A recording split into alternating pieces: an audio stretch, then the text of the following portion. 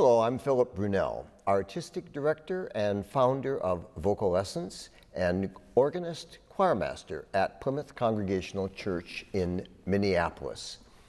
Each day I have selected a composer who's had a role to play with both organizations.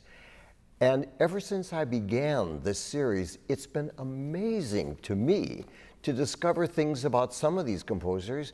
I knew their music, but I didn't know everything about them.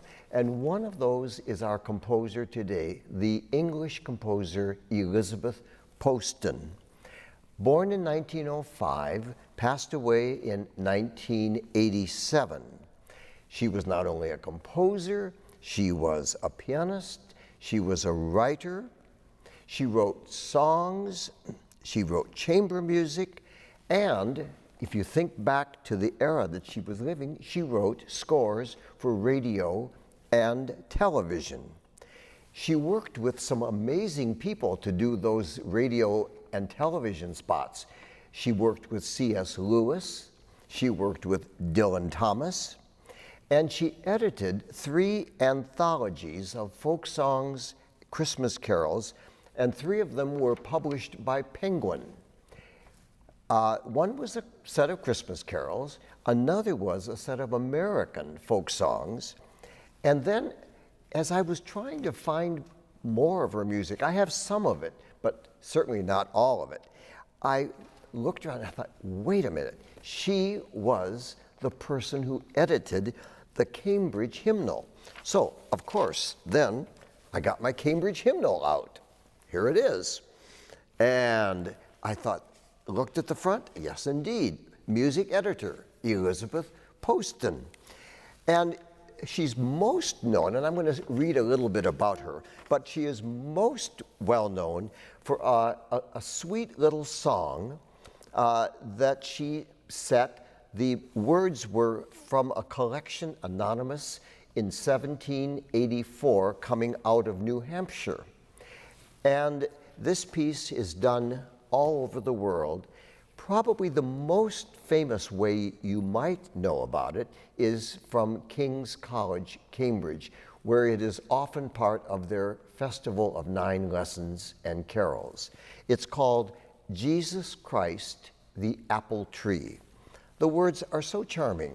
Think back now, we're talking 1784, New Hampshire.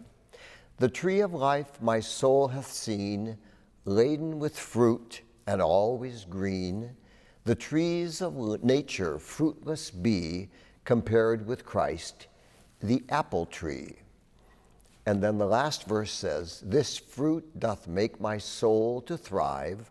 It keeps my dying faith alive, which makes my soul in haste to be with Jesus Christ, the apple tree. So here are 2 verses of this. First, it begins unison, and then it gets bigger, and then finally the 4th verse is soprano, alto, tenor, bass.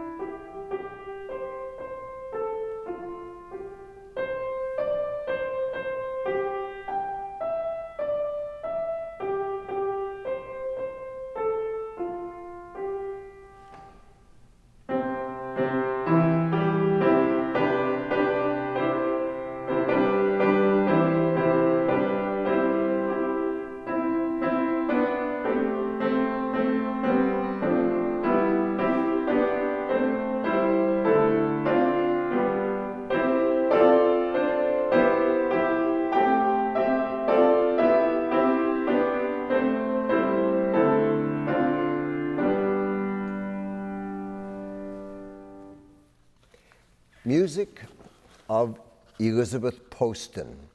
So I looked in the introduction of this, and she wrote here, a study of the history of hymnody reveals in fascinating variety a meeting point of human and divine, with endless variations upon the eternal theme. In assembling under one cover songs of many types and origins for as many singers to choose from, we believe that such a variety is a start toward the wider fulfillment of the need felt for hymns by all sorts and conditions of people, songs as religious expression, not confined to doctrinal teaching, but in accordance with the freedom precious to many as the opportunity to express in their singing the aspirations and reflections of their faith. And then at the end she says, no music has been included by any contemporary composer not interested in writing a good and singable tune compatible with the words. In this era of the fragmentation of music, an exercise both testing and revealing. For hymn melody that is to be a communication needs to be essentially shareable. Wonderful words. This was a hymnal that she was part of in the 1930s. So looking in that hymnal, I found so many that she had helped arrange. One of them is this melody that comes from the Renaissance, and then she imbued it with a lot of passing notes. Here's what the melody is.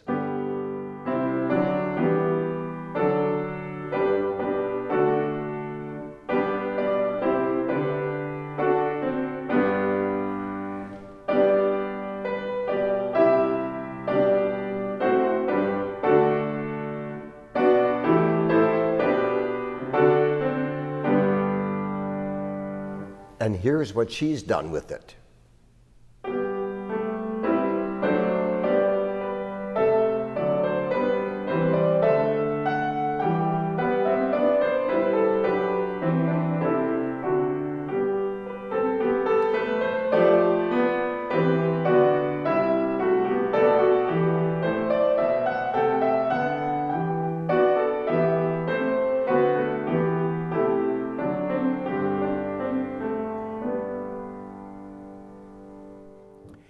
She also took and did a canon, and I love the fact that the words for these Cambridge hymnal pieces come from so many sources. This one is a text of Edna St. Vincent Millay, and here's the text. The heart can push the sea and land farther away on either hand. The soul can split the sky in two and let the face of God shine through. What a unique, wonderful text for a hymn, and she made that one into a round. She also, of course, set a number of songs, and I looked in my library and found, of course, that there were this one that I had found. You know that I love when I'm in England or in France or in Germany to go to music stores, particularly what we call antiquarian music stores, where they have a lot of old music that's there. And that's where I found this music of Elizabeth Posten. This one is called Sweet Suffolk Owl. It's a poem from 1647 by Thomas Vanter. Sweet Suffolk owl, so trimly dight, with feathers like a lady bright, thou singest alone, sitting by night, to wit, to woo. Thy note that forth so freely rolls, with shrill command the mouse controls, and sings a dirge for dying souls, to wit, to woo. So you'll get a little feeling of that to wit in her setting of Sweet Suffolk Owl.